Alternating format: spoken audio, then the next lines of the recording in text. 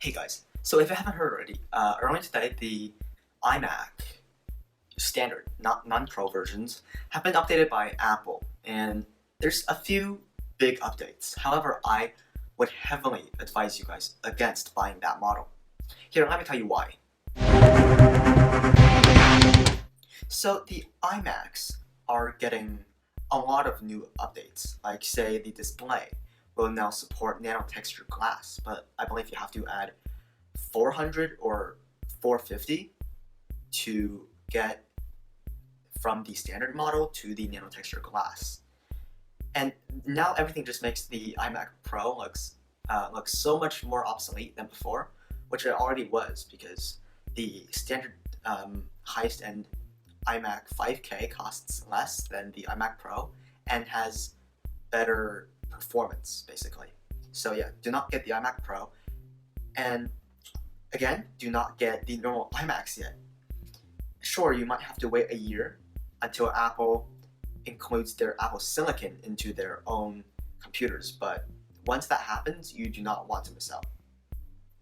So basically, a few of the things they added to the 5K iMacs, not the 4K versions, so the 27-inch, are that they added a 1080p webcam.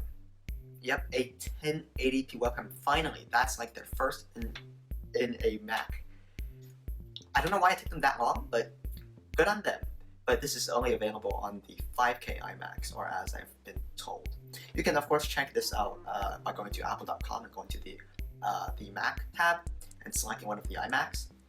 However, don't get it, please. These Apple Silicon iMacs are going to be so much better, and also it has no redesign yet.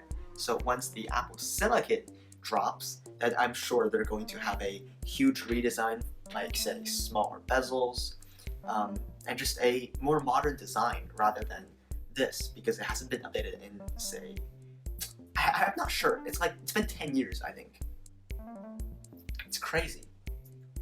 And that's not it though. Like the webcam, that's not it. They added better microphones inside the iMacs.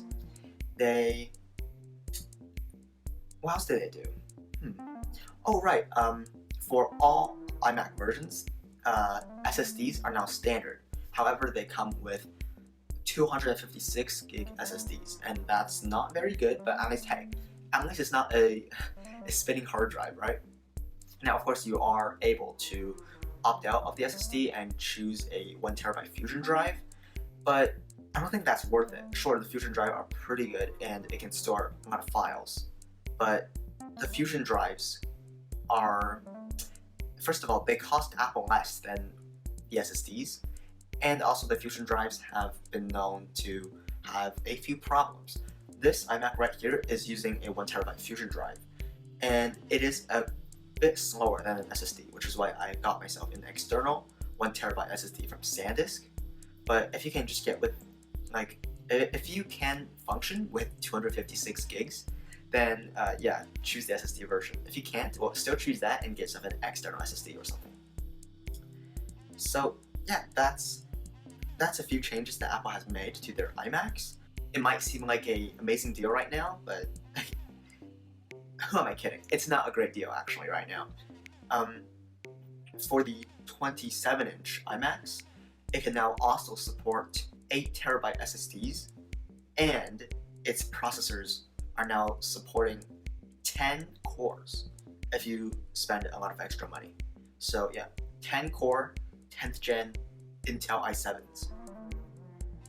I don't think you would ever need that, but if you ever wanted it, then sure, you can go with that option. So yeah, that makes the iMac Pro looks way more obsolete.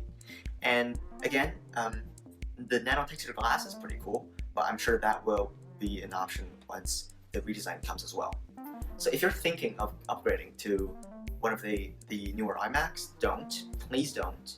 The Apple Silicon are going to be so much faster than Intel processors, and Apple has said the transition time to Apple Silicon is going to take around 2 years, and it's already been a few months. So I'm sure it won't take Apple the full 2 years. It's going to take them like 1 year or something, because they're really fast at these type of things.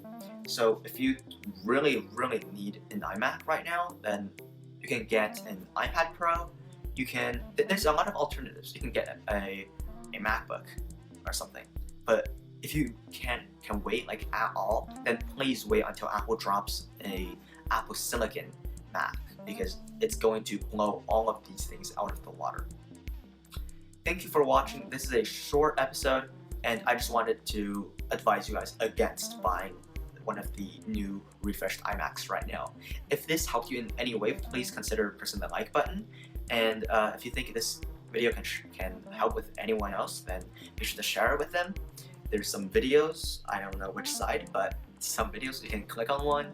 And that's about it. I'll see you guys next time. Take care.